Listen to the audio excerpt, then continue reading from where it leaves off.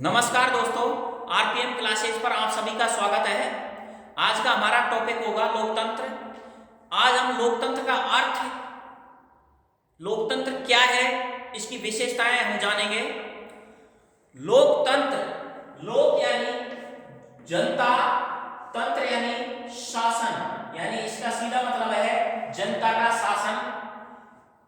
अंग्रेजी शब्द डेमोक्रेसी,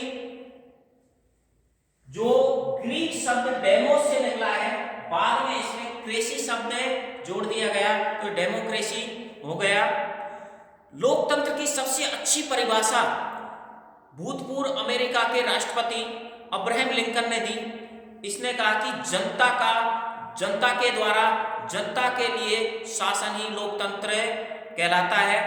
यानी ऐसी शासन प्रणाली जिसमें जनता का व्यक्ति होना चाहिए, जनता के द्वारा चुना जाना चाहिए और जनता के लिए काम करना चाहिए, वो व्यवस्था लोकतांत्रिक व्यवस्था कहलाएगी। लोकतंत्र में यह कहा जाता है किस देश को लोकतंत्र माना जाए। लगभग आज 100 से अधिक देशों में लोकतंत्रात्मक शासन प्रणाली प्रचलित है। बहुत सारे देश अपने लोकतंत्र होने का दावा करते हैं। तो हम किसे लोकतंत्र माने? जैसे उदाहरण के लिए चीन में कम्युनिस्ट पार्टी का शासन है। वहां पर प्रत्येक 5 साल के बाद में चुनाव लड़े जाते हैं, चुनाव होते हैं। वहां की जन संसद के लगभग 3000 सदस्य चुने जाते हैं। वहां प्रति 5 वर्ष के बाद में चुनाव होते हैं, लेकिन वहां सभी को चुनाव लड़ने की अनुमति नहीं है। इस प्रकार पाकिस्तान का उदाहरण लेते हैं हम। पाकिस्तान का जनरल था जनरल परवेज मुशर्रफ, जिसने वहां की निर्वाचित सरकार को हटाकर उसके शासन व्यवस्था पर कब्जा कर लिया और खुद राष्ट्रपति बन गया। बाद में जनता से स्वीकृति हासिल कर ली। तो हम लोकतंत्र की विशेषताएं जानेंगे, किसे हम लोकतंत्र कहेंगे, उसमें क्या क्या बिंदु होने चाहिए, क्या क्या बातें होनी चाहिए कि वो लोकतांत्रिक शासन प्रणाली कही जा सके। सबसे पहले तो हम देखेंगे कि लोकतांत्रिक शासन प्रणाली में सबसे मुख्य जो बात है वो सबसे है जन भागीदारी। जन भागीदारी होनी चाहिए, यानी संपूर्ण जनता की भागीदारी होनी चाहिए। इसमें संपूर्ण जनता की भागीदारी होनी चाहिए। संपूर्ण जनता, लोकतंत्र में संपूर्ण जनता का सहयोग जरूरी है, तभी जाके वो लोकतंत्र कहलाए।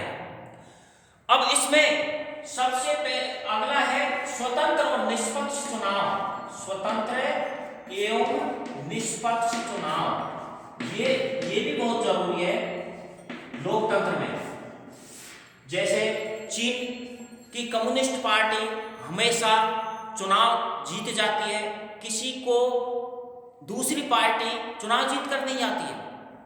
तो इसमें स्वतंत्र और निष्पक्ष चुनाव भी जरूरी है। स्वतंत्र और निष्पक्ष चुनाव नहीं होंगे तो वो देश लोकतांत्रिक देश नहीं माना जाएगा। अब चीन में बार बार एक ही कम्युनिस्ट पार्टी का शासन होता है, क्योंकि वहां स्वतंत्र और निष्पक्ष चुनाव नहीं है। क्योंकि जो चुनाव लड़ता है उसको कम्युनिस्ट पार्टी की इजाजत लेनी पड़ती है। अगर उसमें होना चाहिए एक व्यक्ति एक वोट, एक व्यक्ति एक वोट। अगर एक व्यक्ति को एक वोट देंगे तो वो समानता का सिद्धांत लागू होता है।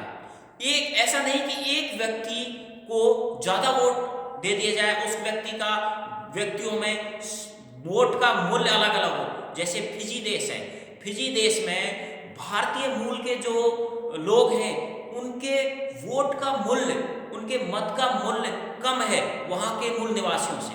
तो ये लोग सही अर्थ में लोकतंत्र नहीं कहलाएगा। तो इसमें एक व्यक्ति एक वोट यानी सार्वभौमिक वयस्क मताधिकार होना चाहिए। सार्वभौमिक यानी सभी के लिए, वयस्क मताधिकार यानी सभी के लिए, यानी एक सोचने समझने की उम्र, इसको लगभग 18 वर्ष भारत में रखी गई है। तो लगभग सभी देशों में यही उम्र है सोचने समझने की, जिसमें क्षमता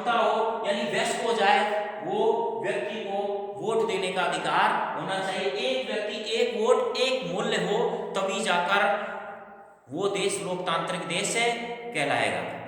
इसमें व्यक्ति के अधिकारों की रक्षा हो। अधिकारों की रक्षा कब होगी? जब संविधान की सर्वोच्चता होगी। तो अगला टॉपिक है संविधान की सर्वोच्चता। की सर्वोच्चता होनी चाहिए, यानी संविधान सबसे ऊपर होना चाहिए।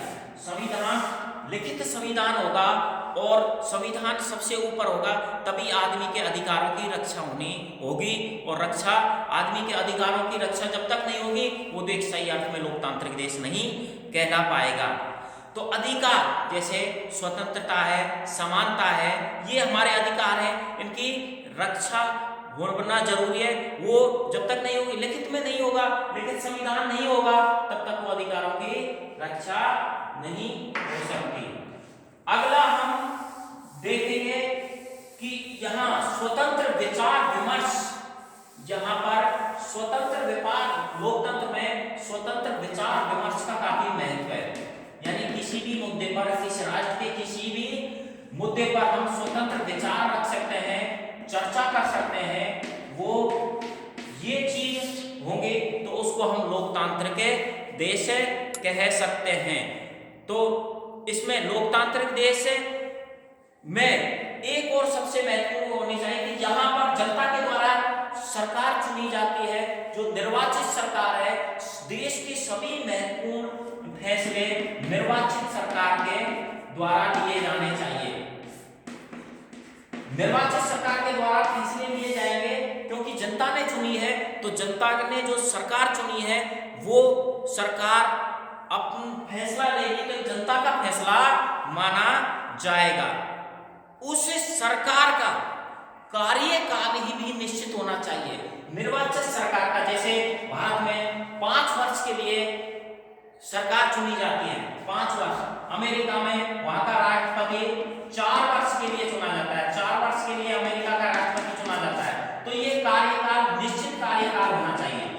अगर निश्चित कार्यकाल नहीं होगा तो वो सरकार अपनी मनमर्जी कर सकती है और लोगों के अधिकार का उसमें हनन हो सकता है। यानी सरकार तानाशाह बन सकती है। यानी कार्यकाल निश्चित होना चाहिए। ये नहीं कि कार्यकाल अपनी मर्जी से बढ़ जाए, कार्यकाल अधिक हो। कार्यकाल एक निश्चित कार्यकाल होगा, तभी जाके वो देश लोकतांत्रिक देश कहलाएगा। तो इस प्रकार हम एक टॉपिक और जोड़ते हैं उसमें, किसी भी देश में समानता, लोकतंत्र उसे कहेंगे जिस देश में पहला बिंदु समानता होगी। लोकतंत्र में समानता का बहुत महत्व है। समानता एक अधिकारों के अंतर्गत आ जाता है। समानता का महत्व है। समानता के लिए एक स्वतंत्र न्यायपालिका, देश के प्रमुख, देश के लोगों से संबंधित, देश से संबंधित प्रमुख फैसले, उसकी नीतियों से संबंधित, अगर नीतियों का उल्लंघन हो रहा है, लेकिन संविधान का उल्लंघन हो रहा है, तो उसकी सुरक्षा के लिए और लोगों के लिए, लोगों के अधिकारों के लिए, लोगों के झगड़े निपटाने के लिए एक स्वतंत्र न्यायपालिका होना जरूरी है। स्वतंत्र न्यायपालिका, ये स्वतंत्र न्यायपालिका जब तक नहीं होगी, उस देश को भी हम लोकतांत्रिक देश नहीं कहेंगे। लोकतंत्र में स्वतंत्र न्यायपालिका होगी, यानी स्वतंत्रता पूर्वक अपने निर्णय ले सके, जिससे संविधान की रक्षा हो सके, नागरिकों के अधिकारों की रक्षा हो सके। ऐसी शासन प्रणाली, ये सारे बिंदु होंगे, उस शासन प्रणाली को हम लोकतांत्रिक शासन प्रणाली कह सकते हैं। उस देश को हमें लोकतंत्र कह सकते हैं। धन्यवाद दोस्तों, मेरा ये वीडियो आप लोगों को पसंद आया होगा। अगर आप लोगों को ये पसंद आया हो तो चैनल को सब्सक्राइब जरूर करना। धन्यवाद।